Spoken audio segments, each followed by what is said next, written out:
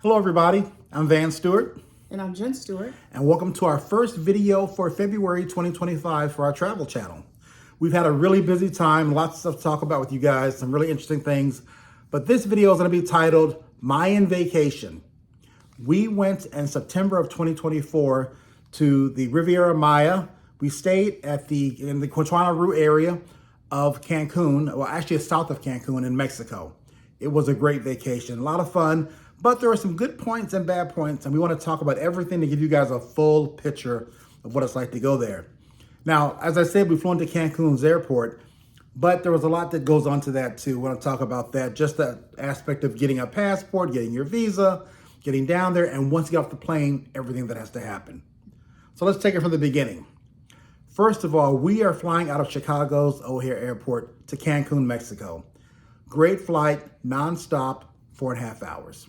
Very convenient and really nice. What did you think about our time? I know we took an early flight. How'd you like that, Jen? I prefer the early flight. That way you get there, have time to settle in, and you can actually enjoy that day. So it's considered more than a travel day when you do it that way. Well, see, here's the thing. She's a morning person. I am not. I'm a night owl. I like to stay up all night and get up at about noon. Great for me. Not so much for her.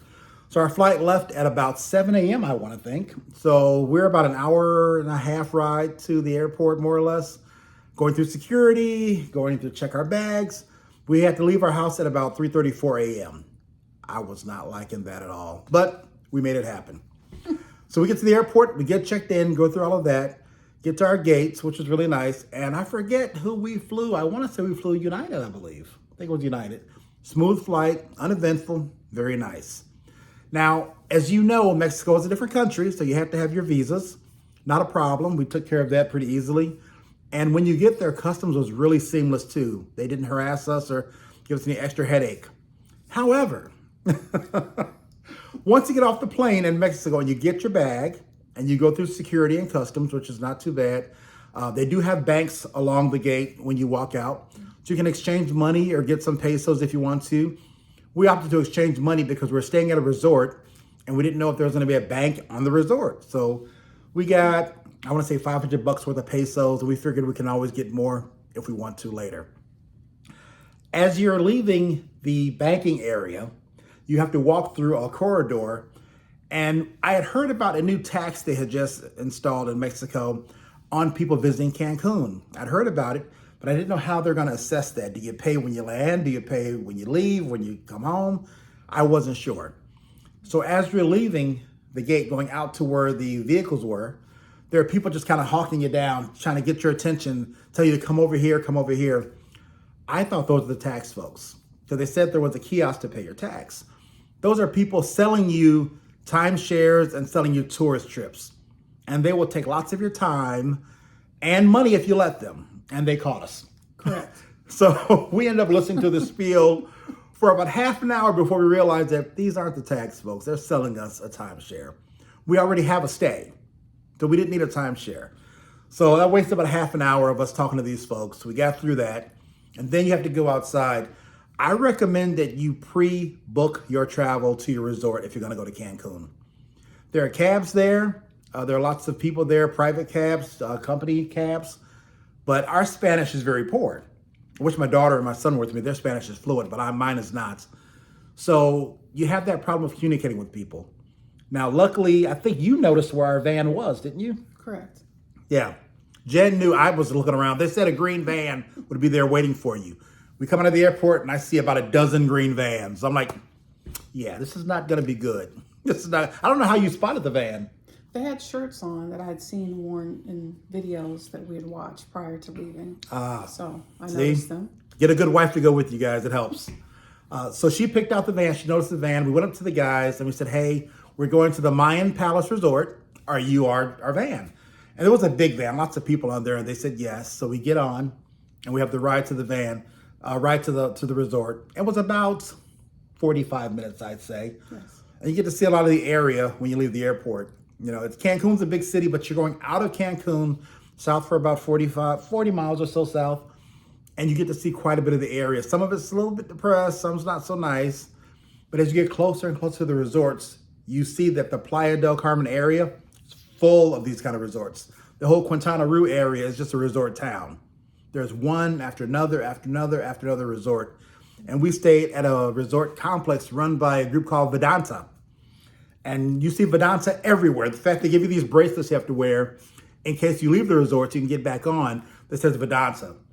So we're going to talk about that on the next video where we talk about the city, because we did have a chance to go into the neighboring town to visit. And if people see that bracelet on your wrist, they'll tell you, oh, remember me from the Vidanta house? I was your waiter, to give me some money. Things like that. So just be careful of that. But we got to the resort, and I want to be honest and upfront about resorts.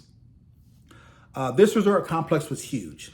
It was actually 6 resort hotels and 15 restaurants within one compound. So it was gigantic. And the whole point of a resort is to make money, their business. Your happiness and your joy, your satisfaction is important to them, but not as important as them making money. So keep that in mind. They are there to make money, okay? And with that being said, everything you do there has a cost. They have 15 restaurants on site, and you can have food brought to your room if you want. They have shows on site. Cirque du Soleil was on site. Many, many things on site. They have several pools. They have a golf course. They even have the helicopter rides that you can do there. We didn't do that, Jen, but we did partake of the pools, the workout facilities. We went to one of the restaurants on site. Oh, what did you think of the restaurant? I went to a place called Nectar, spelled Nektar. And I think Jennifer liked that a lot. What did you think about that place? I like Nectar. It was not overpriced. A fabulous waiter. He was right up my speed. Very kind. And the food was good. And the atmosphere was wonderful. So that was a really good experience. Yeah, we're going to put up some shorts so you guys can see pictures of Nectar and of the resort itself. But that part was very nice. And they actually had a little like a gift shop store / deli on site that made sandwiches from like 5 a.m. till midnight or so. They had coffees, juices. It was like a little mini market, like a 7-Eleven if you know, have those in your area. They had great sandwiches, great Cuban sandwiches, great cakes, pastries, anything you want from a store, they had it there. And their prices were really, really very good. That part I liked. The parts I didn't like, they will try to upsell you at every turn at a resort. You get there, we prepaid for our trip, but they were trying to get us to buy timeshares, get us to do this. Hey, if you want to get a free trip to town or get a free tour of the neighboring city, we'll take you. Just sit through an hour-long presentation. I never sit through those presentations. Don't ever do that. You're on vacation, you're there to enjoy and see sights, not waste your time listening to reports or listen to the people spiel about buying a timeshare. So don't do that. Enjoy yourself. The resort itself is pretty nice, but the fact that they upsell on every opportunity, that was just a big turnoff for me. And now also, the facilities were pretty good, though. I will give them that. The beaches were great. We have lots of videos of the salamanders and lizards, and some were pretty big all over the place. And we met some really cool people down there. We actually met a woman who used to be our local weather person here in Rockford at the resort there. She was a weather person on WGN News and on WMAQ News in Chicago, and we actually met her there at the resort. That was kind of cool. It was very nice. That was really nice, really nice. But we had fun. I just want to caution people, when you go to these resorts like this, they're all inclusive and they really want to add charges to you. We made the smart choice, and this is something Jennifer recommended that we do. We checked our bill every day. You go to the front desk and say, hey, can I just see my account? Check for charges to make sure there are no charges. And I caution people because they had a really nice gentleman when we checked in who gave us some tips. He said, do not order room service. I said, why not? He said, well, you can go down and get the stuff yourself and pay one time.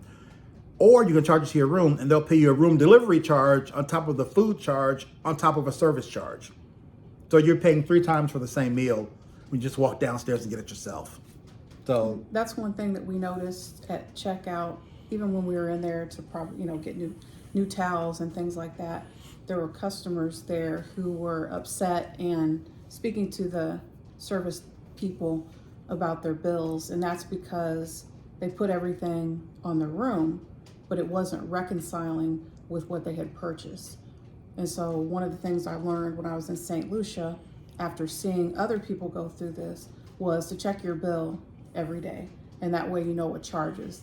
And the other tip was for us to pay pesos for our food or whatever we were buying, because we really love the cafe where they made the fresh salads and the sandwiches. We were trying to eat healthy as much as we could throughout our stay. So it was economical, more economical for us to eat at the cafe, and it was fresh. So that's where we ate a lot. But they always told us, don't charge it to the room, pay for it as you go. And so I think that helped us a lot. It also streamlined our checkout because we didn't have a bill to have to argue about. Yeah, that was smart. I'm glad she thought about that because I'm not really a resort person. I travel quite a bit between work and vacation time, but I like to kind of book it myself. So this was our first real resort stay, I do believe. And it was interesting. It was different. I learned a lot about resorts. And it's not that I don't plan on doing a resort in the future, but I would definitely not do a resort where they try to upcharge you and upsell you, things like that. It just takes away from the fun and enjoyment you want to have on a resort. And you can have fun there, you can. Honestly, at the Vidanta house, I've seen on their website that they've made some enhancements and new things at the Mayan Riviera site. Would I go back there? I don't know. I don't think so. The good parts were really nice, but the bad parts were really bad, somewhat annoying. And I will say one thing, they were working on our floor when we arrived. I wasn't aware of this. So we get to our floor on the second floor of one of the 6 hotels, mind you. They're one of the 6. They're really beautifully landscaped. They're beautifully equipped. Everything's really nice. But the smell of latex paint was strong in the air. And I know we walked in there and I thought, am I at a paint store at Home Depot? It was that strong. So we went down to complain about it and they said, well, the guys stopped, they're done. I said, well, they must have finished about half an hour ago because it was really strong. So I told Jen, I'll go down. If it doesn't dissipate soon, we're going to have to go and get another room. So we went down actually to the beach. We walked around, got some food. And when we came back, it was a lot better. The other thing I didn't like about our stay there was the room that we purchased and they described was not the room that we received. So our room showed like a full kitchenette, a separate area where you could sit and watch TV, a separate dining area. And then when we got there, it was your regular hotel room with 2 beds, the drawers, the bathroom, that sort of thing. Now it was clean, so I will give them kudos. Their staff that cleaned our room were diligent. They were in there every day. They did a wonderful job. We made sure that we tipped and over-tipped them because of the work that they did. But the room was not, which was fine. At the end of the day, we weren't in the room that much. No. But it was I think not having the kitchen was the biggest. That was the biggest draw. Yeah, sore point. So. Because one thing I like to do, as you guys know, I love to eat, but I love to cook also. And you couldn't really cook in a room without a kitchenette. So that was kind of a drawback. And the picture that we saw online when we booked of the room, it was really fantastic. What I believe they had done, and I can't prove this, I think they showed us pictures of a different on-site hotel and gave us a room in this one. And we didn't have the difference. I didn't know there were multiple hotels on site. I thought there was just one facility. Turns out we're at the Riviera Maya. They had a Grand Maya, a Lux, a Grand Bliss. There are different hotels on site. And we didn't notice that until like the second day we started talking to the people who were staying there. Like, no, we're at this hotel and this one has this type of stuff in the room, where this other hotel has these things in the room. And there are some hotels that are really built for families, where they had like one main bed and like 3 smaller bedrooms off of them for your kids. We didn't want that. In fact, we really wanted something with not a lot of kids around for the yelling and noise. And we did get one with no children on our floor. In fact, our floor might have had 6 guests on that floor. And there were probably 20 rooms on each floor, maybe more than 20. But that was a nice facility. It was really good. But the paint when I got there was very, very onerous. Luckily, it was really close to the front. They had shuttle buses that would take you from area to area, which was really great because, as I said, this resort's massive. It had multiple pools, multiple hotels, restaurants. They had a show where the Cirque du Soleil was performing. It had everything on there, golf courses, the whole bit. So you wouldn't want to walk that if you could help it. So we were fortunate that we had the shuttle buses that gave us great maps. So there were a lot of pluses. But as I said, some of the drawbacks really stuck out. And on a vacation, I didn't want to have her upset. I didn't want to be upset, so we wanted to be perfect. So we definitely would think hard about staying there. And in fact, we plan on going back to that area in Cancun to the Playa del Carmen, which is the town nearest to the Quintana Roo area where we stayed. If we go back, or when we go back, we will not stay at a resort. We'll stay in the city of Playa. Yes. Playa is amazing. I'm going to show you guys in our next video. We're going to talk more about Playa. But when you go to Playa del Carmen, rent a condo in the city of Playa. It's fantastic. The food is great. Shops are great. Restaurants are great. People are great. Stores are great. I didn't have one bad thing to say about Playa del Carmen. What did you think about it? I really enjoyed it. I like the people, like you said, the food. We found a restaurant that we really enjoyed. Just walking around to see the sights and everything that people had to sell. And of course the water was close Yes. to where we were. So I enjoyed it. We even met a couple from New York City who actually had relocated down there to stay. They'd been there for a couple of years. I saw the guy. He looked at me. I looked at him. And I immediately knew, okay, that's an American. That guy's not from Mexico. And he said he's picked up on Spanish when he got down there. He didn't know much Spanish at all. But he and his wife, they love it. They've been living down there for a couple of years now. And the exchange rate was what really brought them down there. He knew he couldn't retire in New York City, but he felt he could retire in Mexico and live pretty well. And they were doing okay. But I'm going to close out now. We've been talking about 15 minutes. I could talk on and on about Playa, but I want to save some more stuff for Playa for the next video, as well as Chichen Itza. When you hear about that, you're going to really be happy. We have some cool things to show you from there as well. But for now, we'll close out. See you next time and listen for more great stuff about Playa, Mexico, and Cancun. Take care, folks. Good night.